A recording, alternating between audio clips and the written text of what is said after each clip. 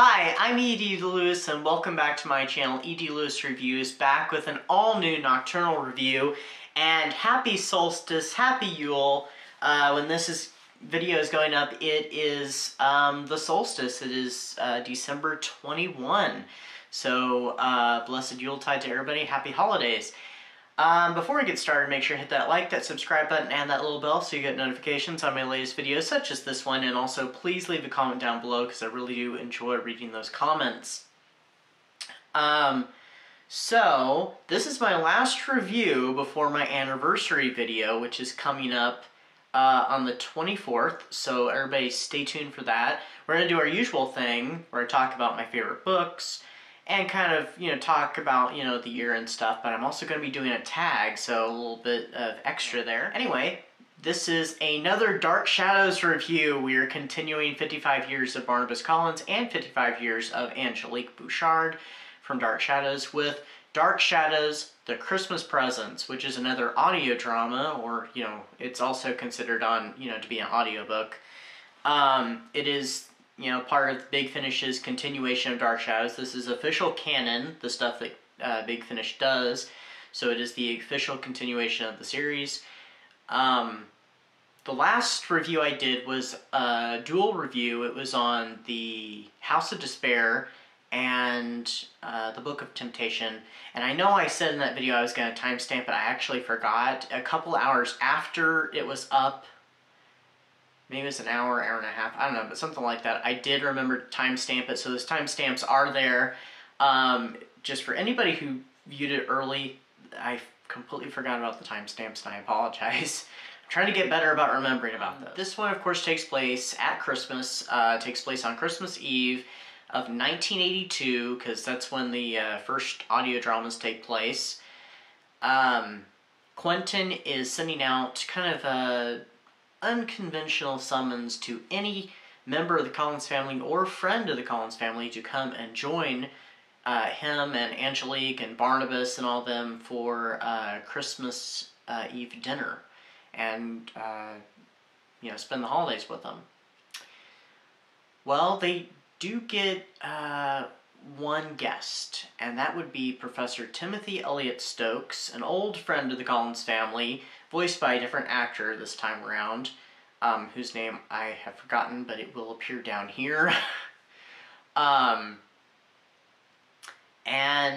this is also at a time when there's some mysterious disappearances of children at night in town. So, at some point, Angelique hears voices of children and singing outside, and so she goes to find out what it is, and it's I'm gonna tell you right now, it's a dark force. It's what we would probably term a demon, or if you want to go in a different route, a dark entity. So a dark entity has come to Collinwood again, and it may be due to the summoning that Quentin does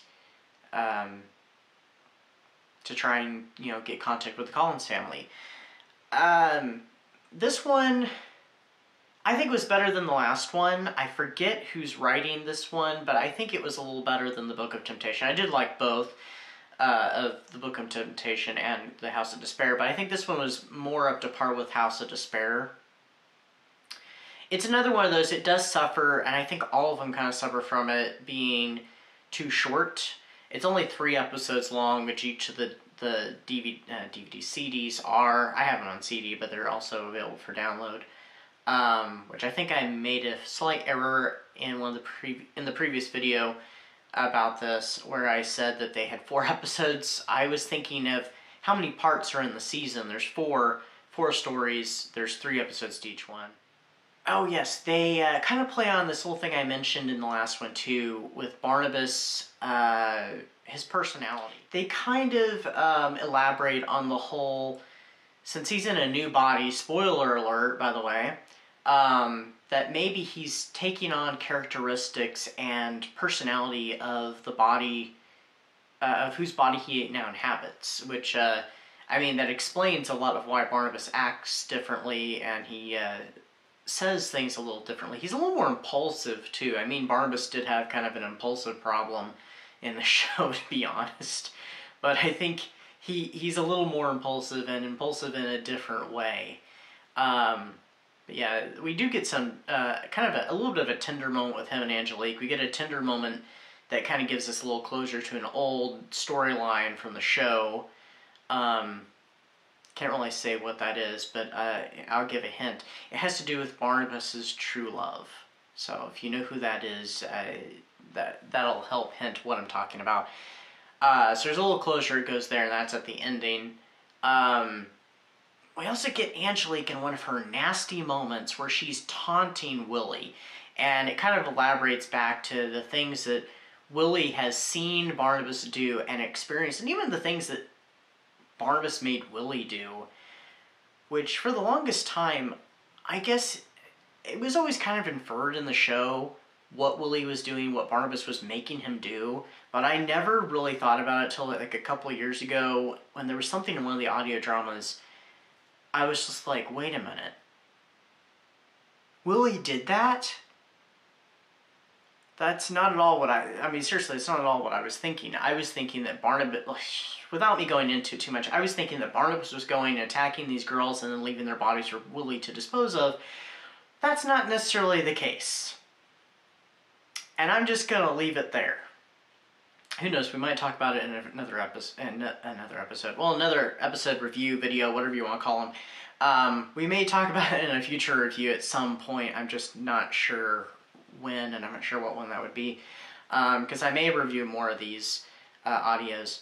The cast was great, of course. It has, David Selby and Catherine Lee Scott returning as Quentin and Maggie, and Andrew Collins as Barnabas, and John Carlin as Willie Loomis, and Laura Parker, of course, as Angelique, as always. And I don't think she can ever do Angelique injustice, because in her characterization, every performance she gives of Angelique, I think, is always top-notch. So it was the role she was born to play, for sure. But anyway, and of course the new actor playing Professor Stokes, because Thayer David died in the late 70s or early 1980 or something like that, unfortunately. So of course, since they brought his character in, they had to give it to a new actor. And he does a good performance, but I don't think he was quite right for, or at least I had a hard time with him being Professor Stokes. Maybe it's a hard time for anybody for someone to be Professor Stokes. I mean, in other audios, they did have Professor Stokes characterized when it was like one or two actors doing the stories. And like Nancy Barrett has given her interpretation of him, which, I mean, you get the essence of what she's doing, of who she's being. And Andrew Collins in a later one kind of gives a interpretation of him, and I mean, delivers the lines like Thayer David would have delivered Stokes' lines and stuff. So I mean, you get the essence of Professor Stokes, I think, better in those appearances. But then again, this is also supposed to be an aged Professor Stokes, because this is 1982, and the last time that Professor Stokes was seen in Dark Shadows, of course, would have been in 1971. So it's been 11 years, so. But anyway. All in all, I thought it was very good. I gave it four pumpkins, 4 jack-o'-lanterns. Maybe we should just do Yule trees. So 4 Yule trees is what we're doing for this one. Yeah, I thought it was pretty good. It was more, I think, to par with Stuart Manning's The House of Despair. Yeah. There is another one in this season, and I don't know if I should do it or not. I'm not going to do it right now. I'm not going to listen to it soon. It'd be something part of next year, so, I mean, we'll see. And I thought it was just more or less perfect to do a holiday, at least one holiday-themed review, and so I thought, oh, I could do the Dark Shadows, the Christmas Presents, but I felt like I better do Dark Shadows, The House of Despair, and the Book of Temptation, so it gives context to it instead of me just jumping in there. And I'm glad I did that. So anyway, I hope everybody's enjoying their holiday season. I hope everybody's staying warm or cool, depending upon where you are. and everybody staying spooky and safe, and I'll see you very, very soon on my anniversary video, and yeah, so until next time, bye-bye.